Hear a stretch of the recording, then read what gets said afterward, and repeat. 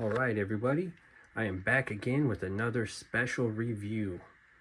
I did a custom frame job where I designed the matting months back on my Ruby Chow's Bruce Lee owned envelope, and I designed the matting on that right there. So this item right here is going to be a similar type of frame job with the custom matting that I had designed myself.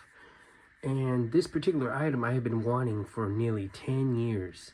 I was never able to acquire it until recently, and I never thought that I would.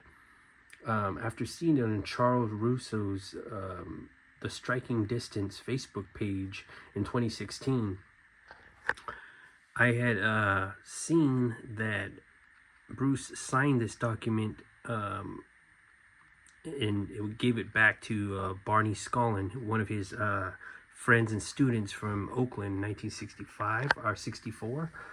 And my comment from almost 10 years ago is still on the post, stating that I want one of these. So it took me almost 2 months to finally get this job done. The framer went on vacation, and then the graphics guy was on vacation, and then I had to wait for the framing and matting to come in, and then doing all this took quite a bit of a process, and it's pretty expensive as well. So I'm gonna go ahead and show you guys what I have here, and I think it came out very beautiful. This is right here, my custom design matting for a Jun Fan Gung Fu Institute original receipt card. And you can see Bruce's chop on there. That's an original card. I even had the framer put red matting behind the receipt so you can see the perforated or the ripped marks on the left hand side of the receipt. So you can see it right there, and there's red behind it so you can see the little dotted lines. I wanted to have that showing so you get the full detail of the receipt. So I'm going to go over the matting and why I chose the colors of the matting and everything. So this matting is not white. It's kind of like an off-white, like a yellowish or beige white.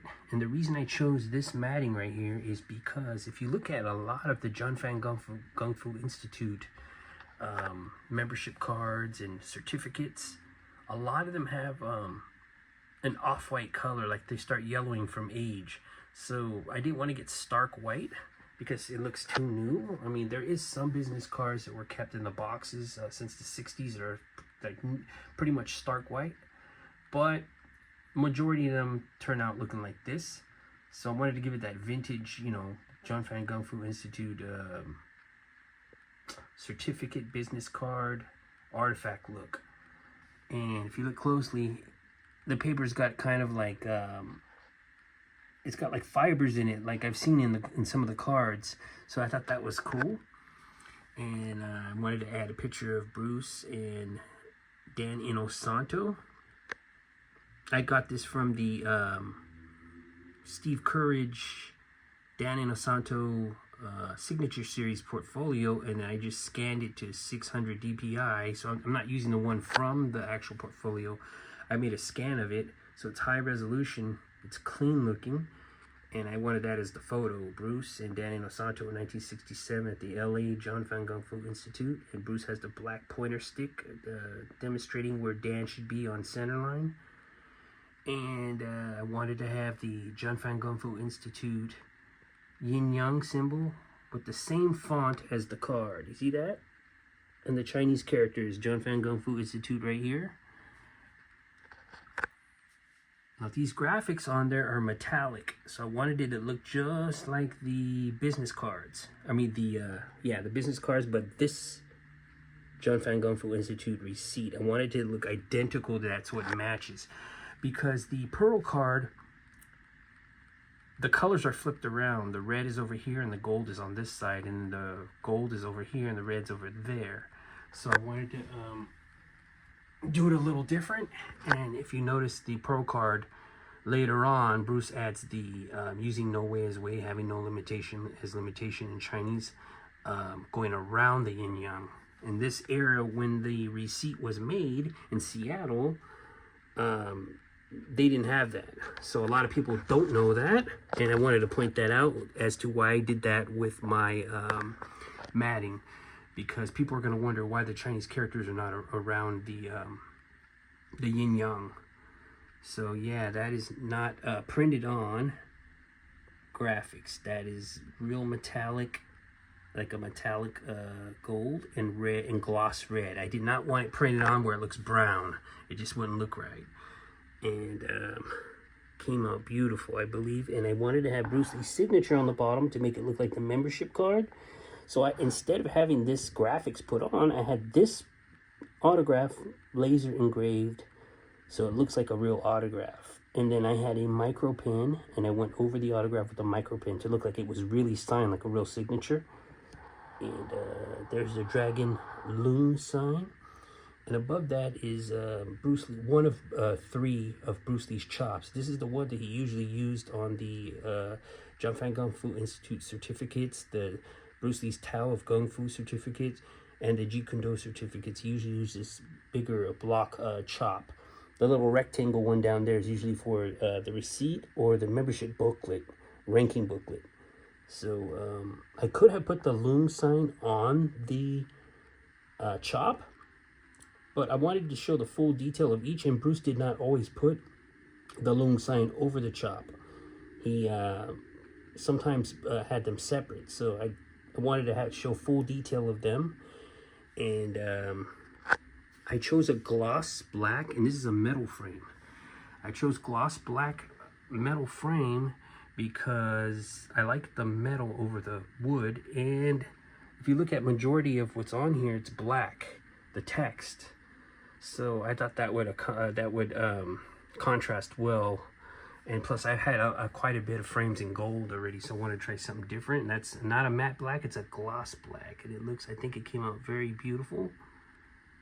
And I'm very, very happy with the way this turned out. And I really wanted this receipt for nearly 10 years. I've never seen this receipt up until 2016. And just like a lot of fans, never seen this receipt before until Charles Russo posted the signed receipt from Oakland, 1964, to Barney Scollin. I've seen one of these receipts before, for a fact. I've seen a photo of one of them signed in 1967 by Donna Nosanto. I know a lot of people, they have not seen that receipt. Yeah, these receipts, they were used in Seattle, Oakland, and Los Angeles. Just to clarify that I have proof. And I was going to put something over here.